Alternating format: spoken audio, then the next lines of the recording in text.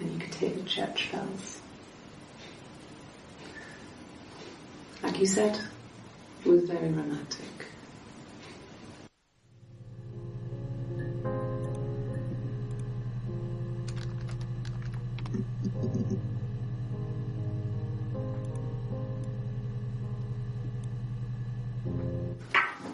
Let me see. Yes. I drove in here because I remember well I went over the river, and then there was a church there. Yeah. And I probably parked, well, I remember seeing a street sign called Princess Street. Yeah, there it is. Yeah, so I'm pretty sure it must be this one. There.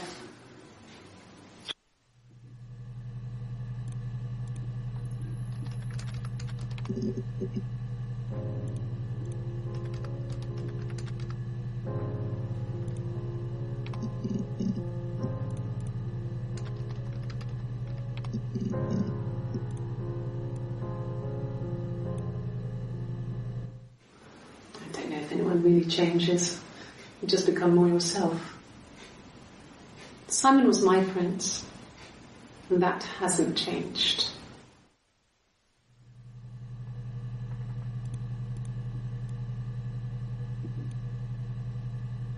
And the Glaziers. I worked there some weekends, and Simon had a part-time job there too. That was Eric's generosity. He was always good at helping out other people's children. Simon was quiet, more thoughtful than the other boys. Even then, he had a sense of craftsmanship. Wasn't always rushing stuff. Boys that age are just running around like headless chickens most of the time. You know? Plus, he had that look. He looked like a fairy tale prince from one of my books.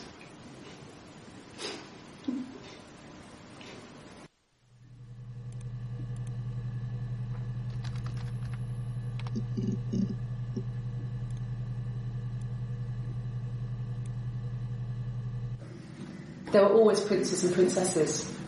They were the special people, more important than the other characters in their stories. We knew we were like that. Twins. Magical. We were the princesses. We had a poster of Princess Diana from the newspaper up in our attic. Had a pride of place. And underneath we used to put all our special things. When her engagement was announced, we were obsessed with everything she did. And later, when her life went so bad, we felt for her. Her divorce last year just kind of drew a line under things.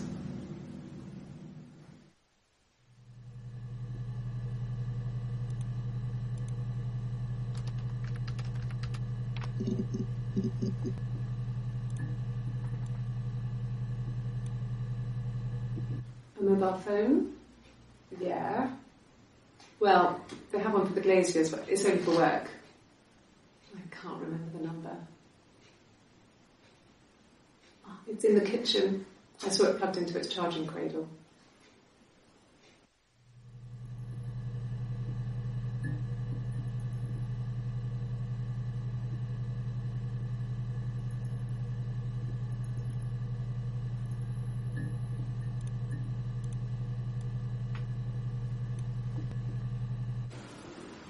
I did. Well, we met when we were 17, both working at the Glaziers.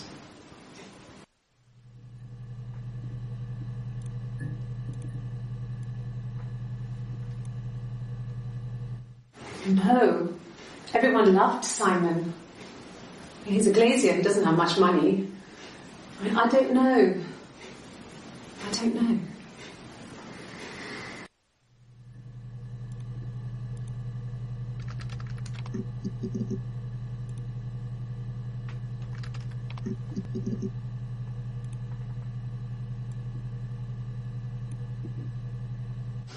We spent the wedding night in a hotel in Brighton. It would have been too much to do more. We were saving for the baby. It was wonderful to be in a hotel, away from home, just alone together. Since then, we've always tried to get away for our holiday.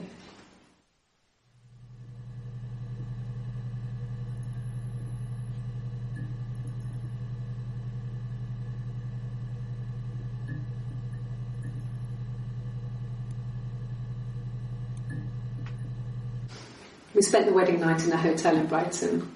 It would have been too much to do more.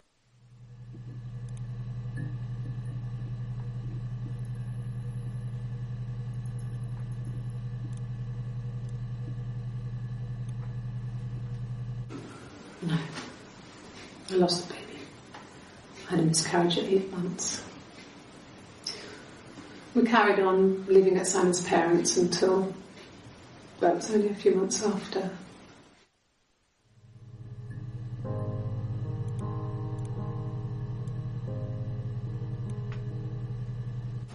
Yes. It was a shock to him. I mean, we never thought it was possible. I don't know what I hadn't decided whether to keep the baby. I wasn't really ready to talk to him about it.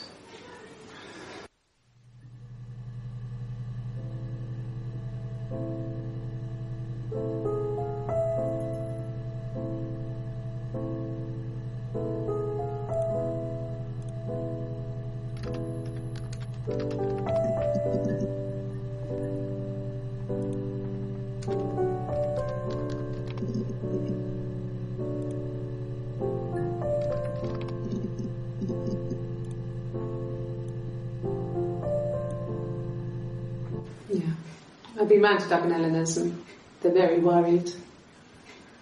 I feel sorry for them.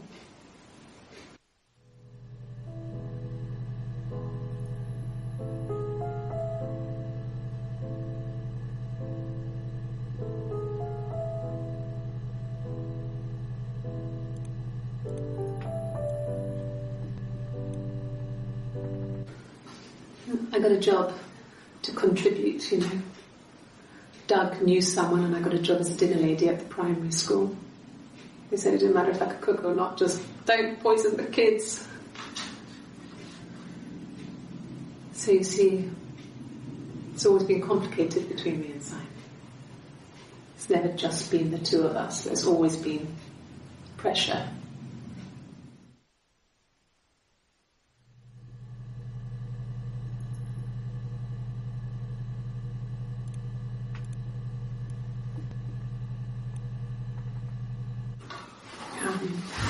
I hoover, I dust every week, maybe less. I once asked Eleanor how often I should dust, and she said, if people ask, tell them you do it once a week, but every few weeks is okay. I think she was just trying to make me feel better. I mean, when I was there, she was hoovering every day, ran an ordered house. You know how that generation is, putting on a brave front. She has secret stashes of cigarettes. Doug doesn't even know she smokes. When I was there, I saw her. She has these sort of porcelain vases, ornamental, next to the Reader's Digest books. Cigarettes inside. And she still has them. I mean, last time I was there, I looked in a vase. There was a fresh pack. I mean, all those years of marriage. And she still has a secret like that.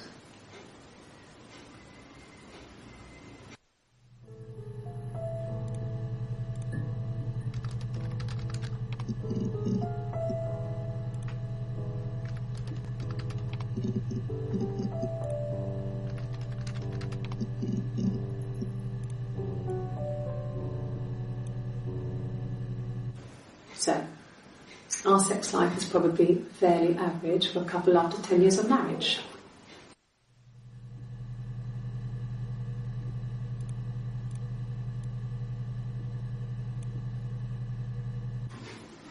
Simon was very moral about that sort of thing.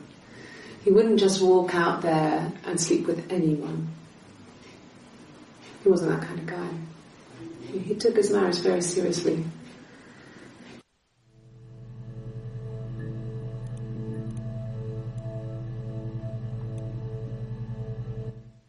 After the kiss, the next time, he took me back to the house, to our parents' house, to their house. So, it was definitely him. I sometimes think he wanted to get caught to prove to himself that we were different people. He told me about his marriage, told me how his wife was completely different to me. I almost burst out laughing.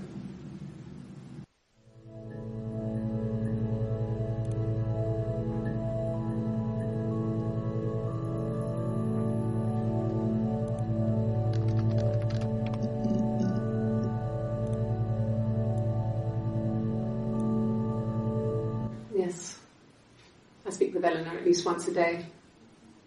Not that there's anything much to say. It's more just...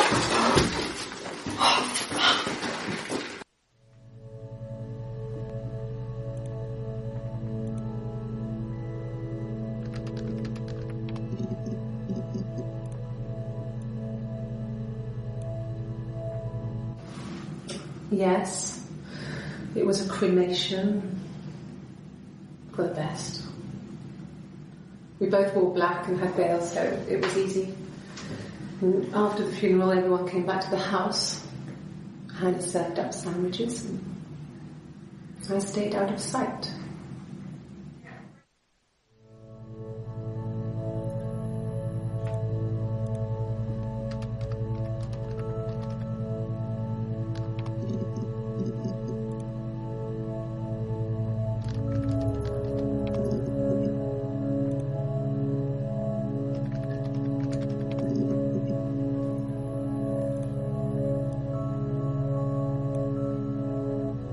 Yes.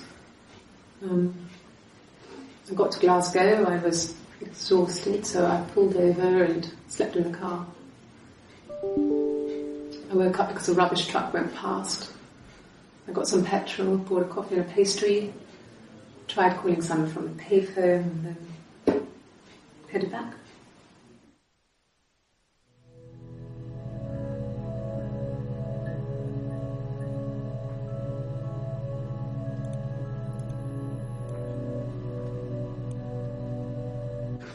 No, I don't think so. Glasgow was deserted that early in the morning.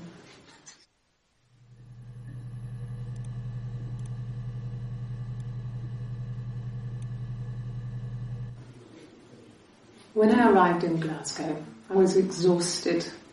The streets were empty. I was driving badly. And I hit a taxi. Not a big crash, just paintwork. The guy was so pissed off because I didn't have a driving license on me.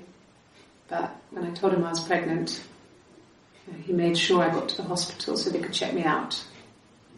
It was fine. The hospital must have details when I was looked at. There's a scratch on the car.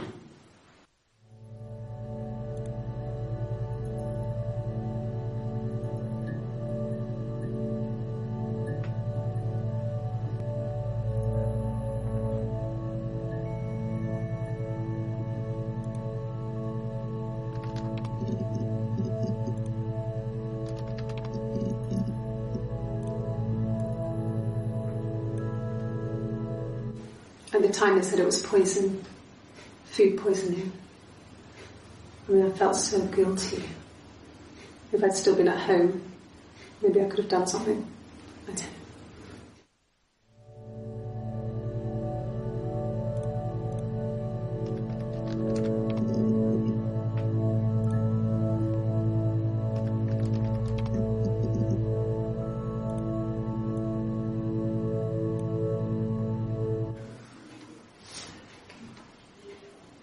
Well, she has a knife. She's been cooking, I guess. She's been cooking him his favourite meal. She's his wife. And he's asleep and she doesn't want to wake him because he's ill. That's why she's sad. Because he's ill and he might die.